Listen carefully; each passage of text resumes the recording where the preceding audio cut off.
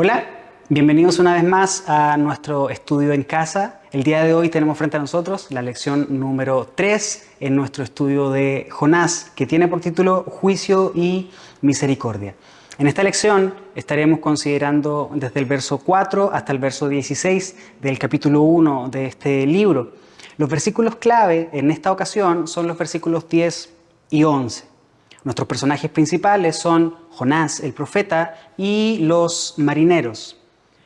El objetivo principal de nuestra lección del día de hoy es el siguiente: reconocer que el desobedecer las órdenes de Dios trae sufrimiento, dolor y destrucción. Jonás ejemplifica a todos aquellos que intentamos desobedecer al Señor y que creemos de alguna u otra forma que después de desobedecerlo saldremos ilesos, no sufriremos las consecuencias de la decisión que hemos tomado. Quisiera hacerte reflexionar en lo siguiente. ¿Alguno de nosotros puede resistirse a las órdenes del Señor sin sufrir las consecuencias derivadas de esta decisión y de esta acción de desobedecer a nuestro Señor? Quisiera invitarte a reflexionar respecto a este tema en 3 pasajes. El primero está en Romanos, capítulo 2, versículo 5. El segundo está en Romanos también, capítulo 9, versículos 19 al 21. Y el tercero está en Isaías, capítulo 14, versículo 27. En estos 3 pasajes vamos a poder considerar, por ejemplo, ¿quién eres tú, simple humano, para discutir con Dios? No digan eso porque el objeto creado puede preguntarle a su creador: ¿por qué me has hecho así? En el capítulo de Isaías, en 14:27, leemos, por ejemplo, que cuando el Señor habla, ¿quién puede cambiar sus planes? Se presenta como una pregunta retórica. Cuando Él levanta su mano, ¿quién lo podrá detener? Por supuesto que las respuestas a estas preguntas son un rotundo nadie y un rotundo no. Cuando Dios decide hacer algo, lo hace. Cuando Dios ordena algo, lo que Él ordenó se lleva a cabo, independiente de si la persona a la que se le ordena quiere o no quiere hacerlo. Y en la lección pasada ya consideramos este punto. En esta lección observaremos que el juicio eventual de Dios sobre Jonás sirvió para que en él se produjera esta convicción de desobediencia al Señor. Pero al mismo tiempo, este juicio eventual sirvió para que otros hombres llegaran al conocimiento de Dios. Que la tormenta desatada por Dios, que leemos en el capítulo 1, versículo 4 del libro de Jonás, nos ayuda a entender que también el día de hoy Dios puede levantar tormentas en nuestra vida si desobedecemos. Pero que al mismo tiempo, si reconocemos nuestras faltas, si reconocemos nuestro pecado, Dios está abierto y presto para perdonarnos. La lección de hoy la dividiremos, ya sabes, en 5 puntos, entonces vamos a comenzar. Este punto se basa en los versículos 5 y 6 del capítulo 1 del libro de Jonás. Quisiera recordarte, así como te lo pedimos la semana pasada y también en la lección introductoria, te tomes un tiempo para leer el pasaje que corresponde al día de hoy, no solo una vez, sino que la mayor cantidad de veces que puedas. Entonces, habiendo ya hecho eso, quisiera invitarte a que, el primer punto lo vamos a desarrollar sobre los versos 5 y 6. En estos 2 versículos vemos un contraste marcado entre la actitud de los marineros, por una parte, y la actitud del profeta Jonás. Si ya leíste el pasaje de hoy, sabes a qué me estoy refiriendo. Comenta con tu grupo. Esta es la indicación para semillas en casa. Comenta con tu grupo las diferencias que observas y reflexionen en las implicaciones. Consideren a la luz de estos 2 versículos el temor a perder la vida que tenían los tripulantes, las acciones realizadas derivadas de este temor y al mismo tiempo la búsqueda de cada uno de sus dioses. Por una parte, por otro lado, considera la actitud de Jonás durmiendo profundamente en la bodega del barco. Considera que quien conoce la verdad y no la obedece cae en un adormecimiento espiritual. respecto a este tema, quisiera invitarte a revisar Lucas capítulo 12, versículos 35 al 40 y Romanos capítulo 13, versículos 8 al 14. En el primer pasaje, en Lucas, observamos esta historia que Jesús cuenta, haciendo referencia a que el dueño de casa no sabe en qué momento va a venir el ladrón, por lo tanto debe estar alerta en todo tiempo, en todo momento. Y en Romanos, capítulo 13, quisiera invitarte a leer toda esta sección del versículo 8 al versículo 14, pero en los versículos 11 y 12 leemos: despierten, porque nuestra salvación ahora está más cerca que cuando recién creímos. La noche ya casi llega a su fin, el día de la salvación amanecerá pronto. Entonces, en este pasaje vemos esta diferencia de actitudes entre los marineros, quienes estaban procurando hacer algo al respecto para salvar su vida. Por otro lado, Jonás mostrando una indiferencia al permanecer profundamente dormido. Y la implicación, como te digo, que a lo que esto nos lleva, que es este adormecimiento espiritual que presentaba el profeta y que por supuesto también podemos presentar tú y yo cada vez que decidimos desobedecer las órdenes de nuestro Señor. En nuestro punto número 2 vamos a considerar los versos 7 al 10 de nuestro pasaje del día de hoy. En estos versículos podemos observar varios elementos. Uno de estos es que una vez que Jonás quedó en evidencia como el culpable de la gran tormenta que se había desatado, los marineros comenzaron a hacerle muchas preguntas. Cuando Jonás respondió estas preguntas, entonces ellos llegaron a saber que el Señor, el Dios de Jonás, era quien había desatado esa tormenta a raíz de la desobediencia de Jonás. Esto produjo temor en los marineros. Jonás también se presenta como alguien que teme al Señor. Entonces, aquí hay otro contraste que nos lleva a la pregunta que se plantea para Semillas en Casa, que son las siguientes. ¿Observas alguna diferencia entre el temor de Jonás y el temor de los marineros? ¿Con quién te identificas? Al parecer, el temor de los marineros era un temor genuino. Ellos temían por su vida, comenzaron a tirar cosas por la borda para quitar peso del barco y así permanecer a flote, comenzaron a clamar a sus propios dioses. Jonás estaba dormido, lo tuvieron que despertar, él se reconoce a sí mismo como alguien que teme al Señor, pero al parecer, a diferencia de estos marineros, el temor de Jonás a Dios era un temor a medias. ¿A qué me refiero con un temor a medias? Esto lo podemos considerar si pensamos en la desobediencia de Jonás. Al parecer, Jonás conocía al Señor y de hecho por la declaración que leemos ahí, Dios que creó el mar y que creó la tierra, es un Dios todopoderoso, es un Dios de quien no puedes escapar. Sin embargo, Jonás estaba queriendo escapar de él. Por lo tanto, al parecer, el temor de Jonás no era un temor completo. Entonces, ¿con quién nos identificamos? ¿Con los marineros o con Jonás? Y aquí se menciona algo interesante, que es que echaron suertes para saber quién era el culpable. Esto se menciona a lo largo de la Escritura. En el Antiguo Testamento, sobre todo, en el Nuevo Testamento también hay algunas referencias sobre echar suertes. No se menciona exactamente cómo era el proceso de echar suertes.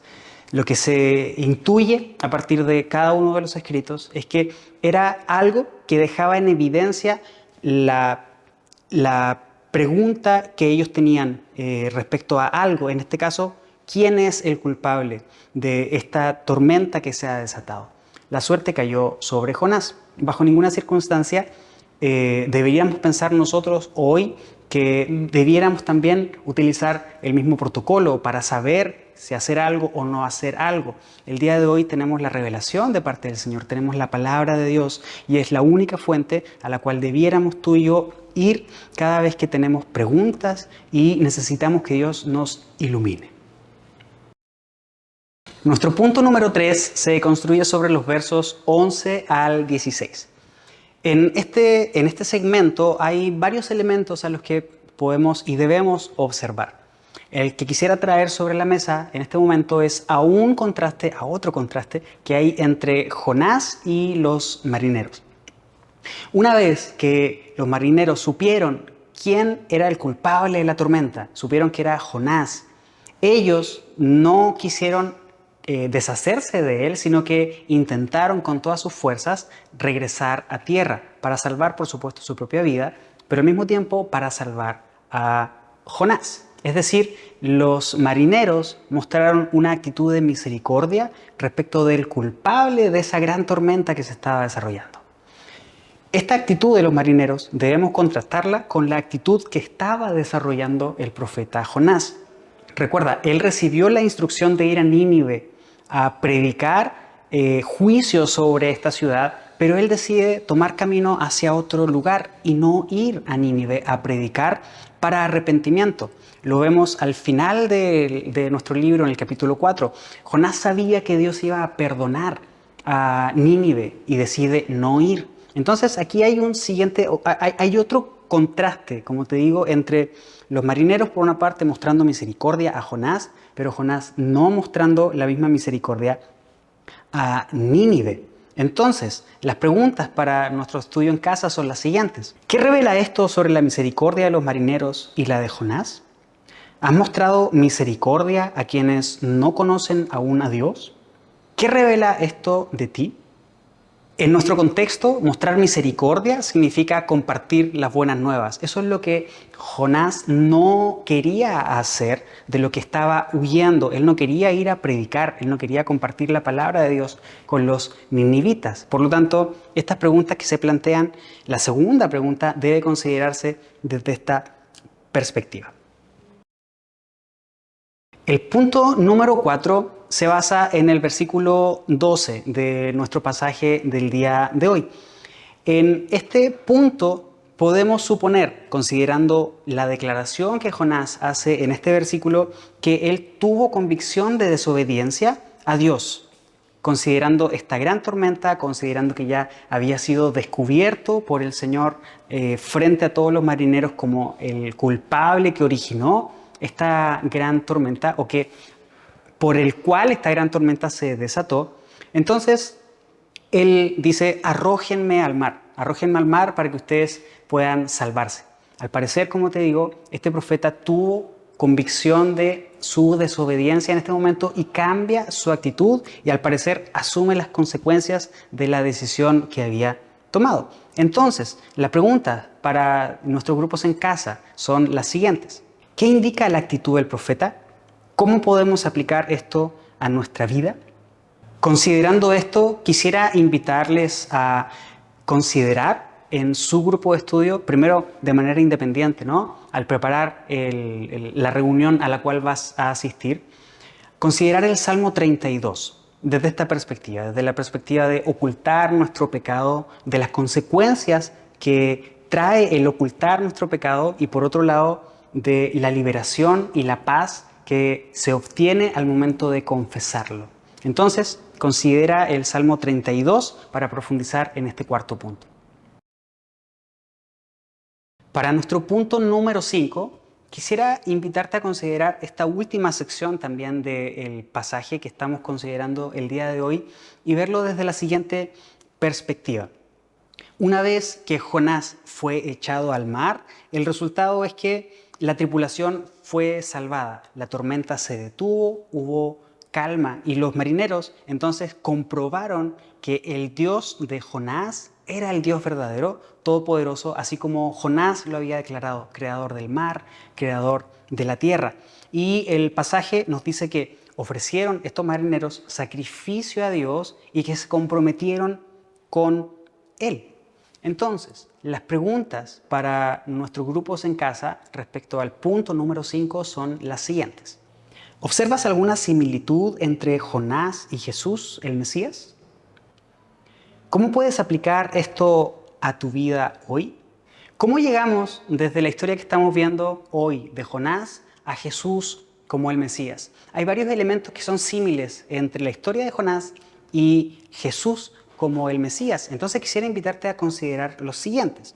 Primero, Jonás fue lanzado al mar para salvación de los marineros. Él decidió, una vez que fue revelado como el causante de la tormenta, lo lanzaron al mar y eso trajo salvación a los marineros. Jesús voluntariamente se lanzó al mar de la ira de Dios para salvación de la humanidad. Por otro lado, el sacrificio de Jonás trajo paz a los marineros. El sacrificio de Jesús en la cruz del Calvario es lo único que puede traer paz al hombre. En tercer lugar, mientras Jonás estaba en el barco, todos los intentos que los marineros pudieran haber hecho para llegar a puerto y salvar su vida serían infructuosos. Solamente en la muerte y en la resurrección de nuestro Señor Jesucristo es que tenemos salvación. Por último, la convicción de salvación llegó a los marineros o llevó a los marineros a responder en adoración y en compromiso a Dios. Lo mismo pasa con nosotros. Cuando el sacrificio, la muerte y la resurrección del Señor Jesucristo se hace evidente en nosotros por convicción del Espíritu Santo, eso nos debe llevar a entregarnos a Él en adoración y en compromiso a nuestro Señor. Quisiera invitarte a reflexionar en Efesios capítulo 2, versículo 10 respecto a este tema, para que nos animemos unos a otros a adorar a Dios, a comprometernos con Él y a dar de gracia lo que hemos recibido de gracia. Jonás, este misionero rebelde, se estaba oponiendo a la voluntad del Señor y estamos viendo hoy cuáles fueron las consecuencias que se están desprendiendo de esta desobediencia y cómo Dios, en su infinito poder y en su infinito amor, está cambiando las circunstancias, o más bien está orquestando todo para que su voluntad permanezca aún a pesar de la negativa de Jonás de ir a predicar a Nínive. Y es que, vuelvo a la pregunta inicial, ¿quién puede resistirse al Señor? Cada vez que tú y yo nos resistimos, únicamente vamos a recibir castigo, vamos a recibir dolor, vamos a recibir destrucción.